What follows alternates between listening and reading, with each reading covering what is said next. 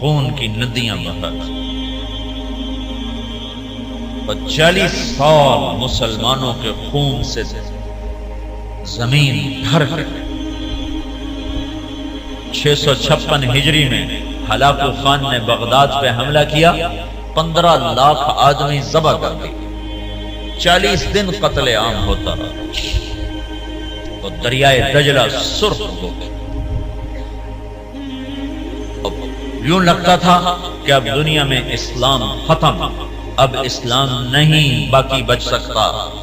میں نے تمہیں بتایا نا کہ اللہ نے اسلام کو باقی رکھنا ہے، اسے کوئی نہیں مٹا سکتا۔ تو جب مسلمانوں کے ہاتھ میں سے طاقت نکل گئی اور وہ بے بس اور عاجز ہو گئے اور اتنی بڑی تاتاری طاقت سے لڑنے کی ہمت نہ رہی، تو اللہ نے کیا کیا؟ اس دعوت کی طاقت کو ظاہر کیا۔ کچھ ترکستانی تاجروں نے تاتاریوں میں تبلیغ شروع کر دی، تو وہ قوم جو دنیا میں اسلام مٹانے آئی تھی وہ مسلمان ہونا شروع ہو گئی۔ یہ دنیا کی تاریخ کا عجب واقعہ ہے۔ چنگیز خان اس نے شہروں کے شہر تباہ کر دی۔ اس کے مرنے کے بعد اس کا بڑا بیٹا تھا جوجی، اس نے سلطنت کو 4 حصوں میں تقسیم کیا۔ روس جوجی کو دیا، منگولیا کا علاقہ چغتائی کو دیا، اور اپنا صحرائے گوبی اور چین اور اس کا دائیں بائیں یہ اغدائی اس کو اپنا جان نشین بنایا، اور تولوئی کو آذربائیجان سے لے کر ایران کا علاقہ دیا۔ دنیا کا سب سے بڑا فاتح ہے چنگیز خان۔ تو پوری دنیا میں چنگیزی چھا گئے اور مسلمان بے بس اور حقیر، بے بس اور حقیر، کوئی شکل نہیں ان سے ٹکر لینے کی۔ تو اس دعوت کی طاقت کو اللہ نے ظاہر فرمایا۔ جوجی کا بیٹا تھا ایباقا، وہ اس کے مرنے کے بعد بادشاہ بنا۔ ایباقا کا بیٹا تھا برکا، وہ اس کے بعد بادشاہ بنا۔ اس کے دوران دعوت کا کام شروع ہو گیا تاتاریوں میں۔ تاتاری عوام مسلمان ہونا شروع ہوئے۔ اس سے دعوت چلتے چلتے برکا خان کا ایک وزیر مسلمان ہوا۔ وہ جب موقع پاتا تو برکا کو اسلام کی باتیں سناتا، تو سن کے حیران ہو کر کہتا یہ اچھی اچھی باتیں کس نے تمہیں سکھائی ہیں؟ کہا یہ اسلام سکھاتا ہے۔ کہا یہ اسلام کہاں سے تم نے سیکھا ہے؟ کہا یہ کچھ مسلمان آتے ہیں جو یہ باتیں بتاتے ہیں، اگر آپ اجازت دیں تو آپ سے ملاؤں؟ کہا ہاں ہاں، اب اگر کوئی مسلمان آئے تو مجھ سے ملانا ہے۔ تو ایک ترکستانی تاجروں کا قافلہ، وہ تاجروں کے بھیس میں ہوتے تھے، کام دعوت کا کرتے تھے۔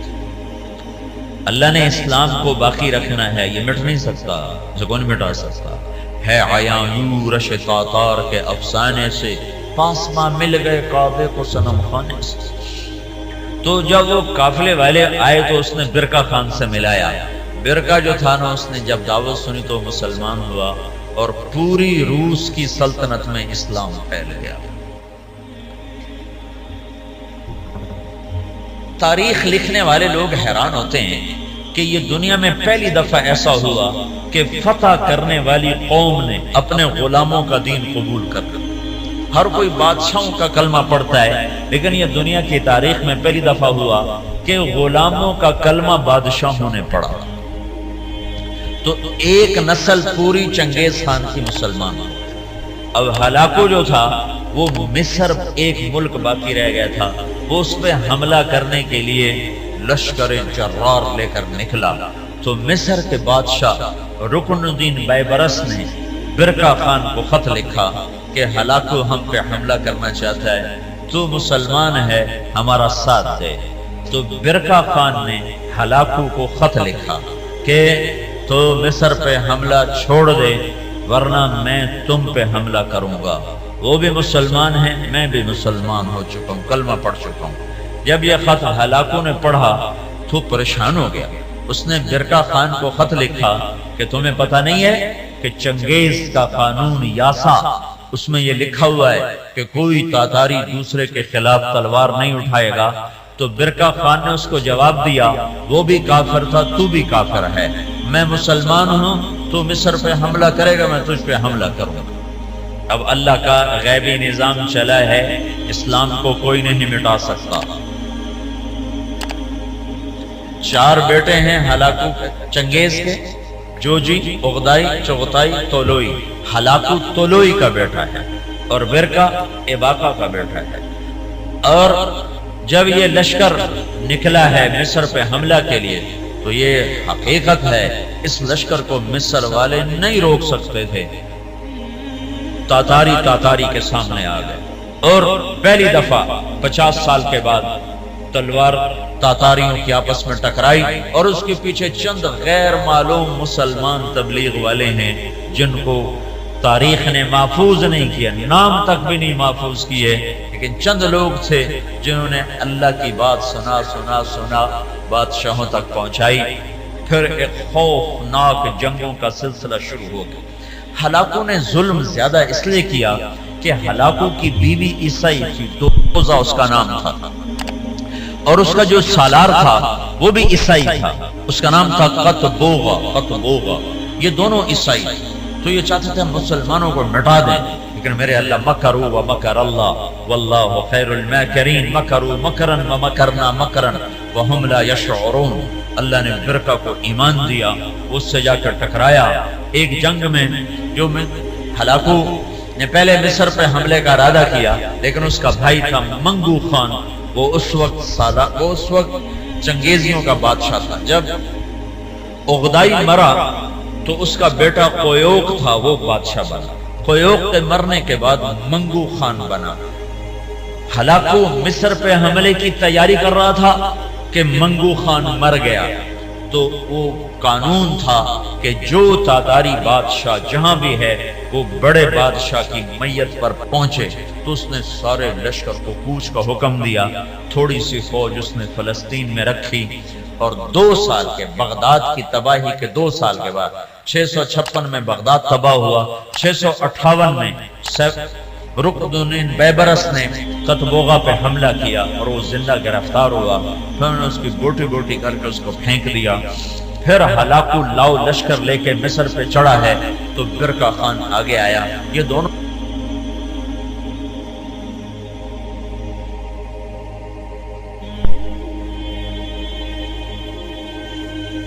کا بیٹا تقودار وہ بادشاہ بنا، ہلاکو کا بیٹا بادشاہ بنا، وہ مرا۔ اس کا پوتا ارغوان وہ بادشاہ بنا، تو وہ عیسائی ہو گیا۔ اس نے اپنا نام رکھا نکوپولس، لیکن تھوڑے دنوں کے بعد کہنے ترائے خدا کیا چکر ہے، ترائے خدا، عیسائیوں کے 3 خدا ہوتے ہیں، کہ ترائے خدا بھی ہویا جو من خدا تھا ہی کوئی ہوندا ہے، تو وہ مسلمان ہو گیا، اور اس نے اپنا نام احمد رکھا۔ احمد وہ ہلاکو جس نے کہا تھا دنیا سے اسلام مٹا دوں گا، اس کا پوتا لا الہ الا اللہ کے نعرے لگا رہا تھا۔ اس کے پیچھے کوئی تلوار نہیں ہے، تلوار تو مسلمانہ دے ہاتھ اجرائی کوئی نہیں گئی، زنگ لگ گیا تھا تلواروں کو۔ زوال شدہ قومیں کہاں لڑ سکتی ہیں؟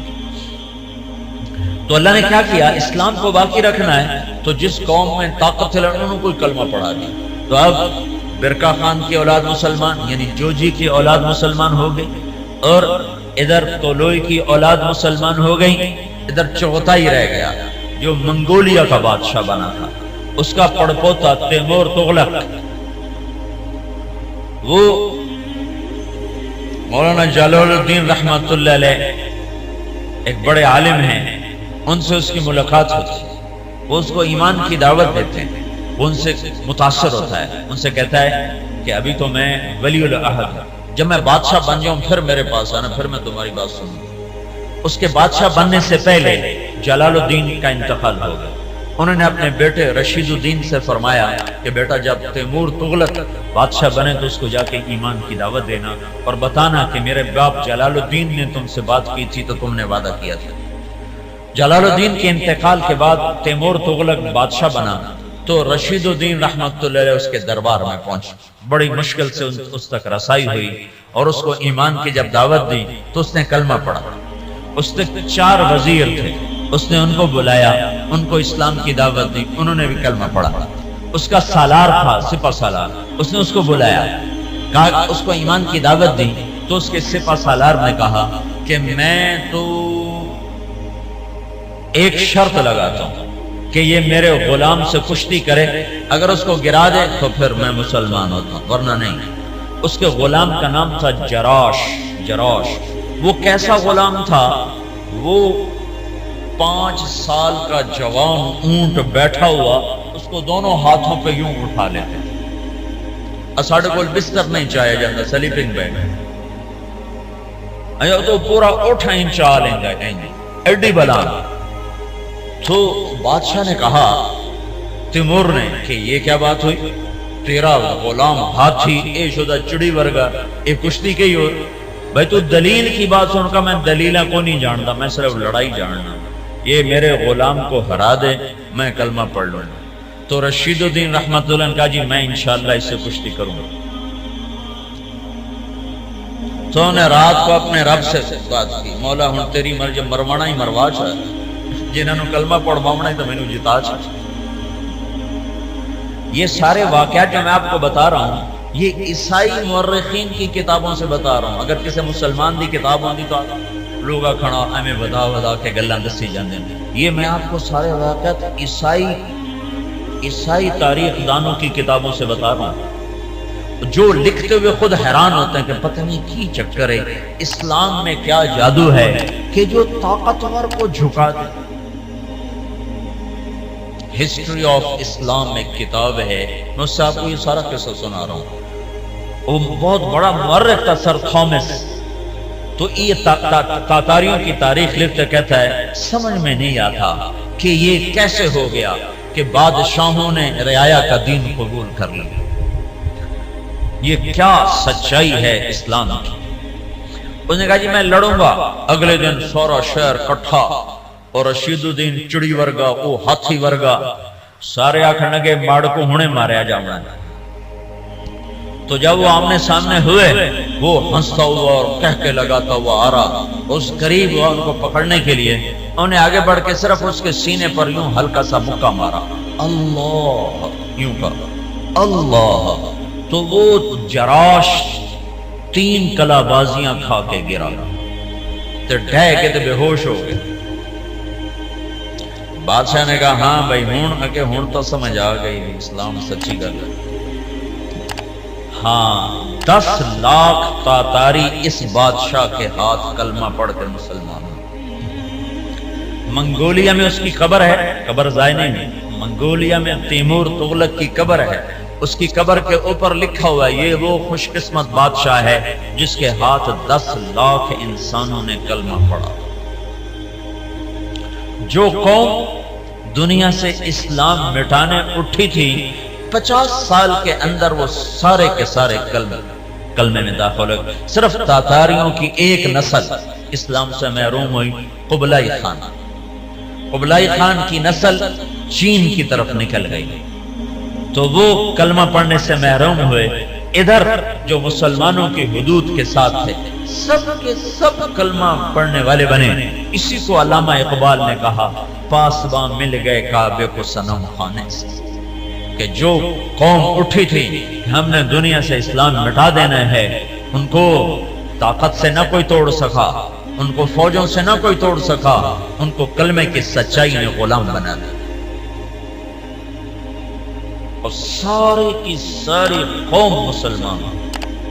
ایک تاتاری آیا رائمنڈ 4 مہینے لگانے، تتارستان پوری ایک ریاست ہے روس میں تتارستان، تو انہوں نے مجھے کہا کہ یہ تاتاری ہے۔ میں نے ان سے پوچھا، اس کی زبان تو روسی تھی، تو انہوں نے مجھے کہا تاتاری۔ میں نے کہا تتار؟ میں نے کہا ہاں تتار۔ میں نے پنجاب میں کہا، میں کہا یار تسی سانو بڑا کو کے رکھیا ہے۔ اس کو کیا پتا میں کیا کہہ رہا ہوں، میں کہا توڑے بڑھنے سانو بڑا کوئی آئے ہوئے۔ یہ تبلیغ کی خاموش محنت تھی جس نے دنیا کی سب سے بڑی سیاسی طاقت کو کلمہ پڑھا دیا۔